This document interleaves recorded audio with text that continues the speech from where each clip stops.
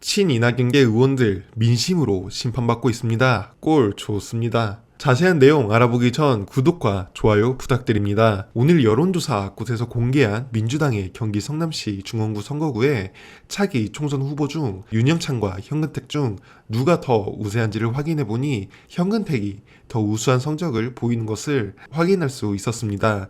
윤영찬은 대표적인 친이낙연계 의원으로 유명합니다. 반면 현근택 변호사는 확실한 친명계 의원이죠. 또 3자 가상 대결에서는 윤영찬보다 현근택이 압도적인 표를 받는 것을 확인할 수 있었죠. 그렇게 여기서 유의미한 지지율 차이를 확인할 수 있었습니다. 이뿐만이 아닙니다. 대표적인 수박 이상민도 민심으로 심판받고 있는데 대전 유성구 지역을 대상으로 허태정, 이경 후보와 이상민 의원에 대한 선호도를 물은 결과 이상민은 압도적인 지지율 차이로 3위를 기록했습니다.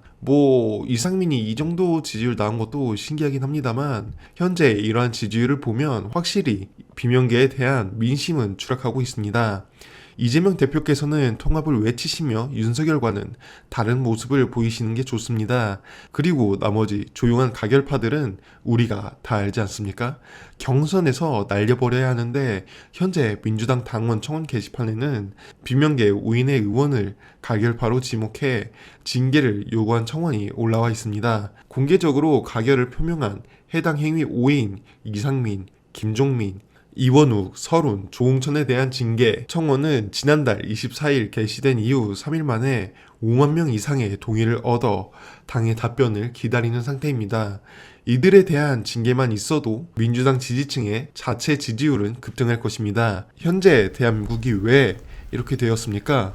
친일파를 정산하지 못했기 때문입니다. 반드시 참교육을 해주시길 부탁드리면서 그러나 앞으로 마냥 좋은 일만 있을 수는 없습니다. 이재명 대표 재판은 아직 남아있고 앞으로도 더 맹렬하게 그들은 검찰권으로 더 악의적 공격을 할 것이 자명하기 때문입니다.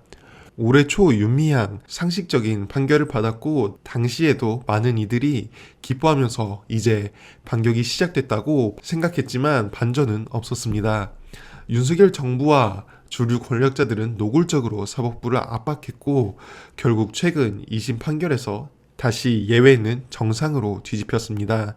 결국 원래 이 나라의 주인은 우리라고 생각했던 한국의 적폐 기득권 세력은 잠시 엎드려 있다가 결국 다시 권력을 가져갔고 그들의 입장에서는 이재명 대표 기각처럼 한 번의 예외적 판결을 두고 낙관하기에는 여전히 만만치 않은 난관과 과제들이 우리 앞에 놓여 있습니다. 그런 부분에서 절대 선거를 앞두고 민주당 정치인들이 고개를 들지 않길 바라면서 관련해서 현 상황을 제대로 분석한 훌륭한 영상을 여러분께 안내해드리며 이만 인사드리겠습니다. 시스템 공천의 핵심은 현역 의원들 경선이에요. 네. 그런데 그때 개파 싸움 하느라고 친문지정 국회의원들이 단수로 공천 많이 됐거든요. 그러니까 이번에는 시스템 공천하려면 현역들 다 경선해야 돼요. 경선해야 되는데 네. 예를 들어서 3인, 4인 복수 경선을 한다. 그런데 현역은 1명이고 신인들이 3명이다. 하면 뭐 합니까, 그거? 하나만 하는 경선입니다. 그건 하나만 하는 사실상. 거잖아요. 예. 그건 무조건 그러면 현역 이기게 돼 있지 않습니까? 민주당 뭐 관리하면 됩니까? 민주당은 지금까지 민주당 지지층 혹은 국민들한테 180석 해준 그만큼의 어떤 효능감을 전혀 주지 못했습니다. 그래 놓고는 180석을 줬는데도 불구하고 아무것도 안 바뀌었는데 다시 180석 주십시오. 그건 염치 없는 짓이죠. 좀 민망하겠네. 그렇지 않습니까? 그리고 386이라고 불리던 사람들 네. 2000년 김대중 정권 때 들어온 사람들이잖아요. 네. 23년 됐습니다. 내년이면 24년이에요. 그만하셔야죠. 적극적 세대 교체 필요하다.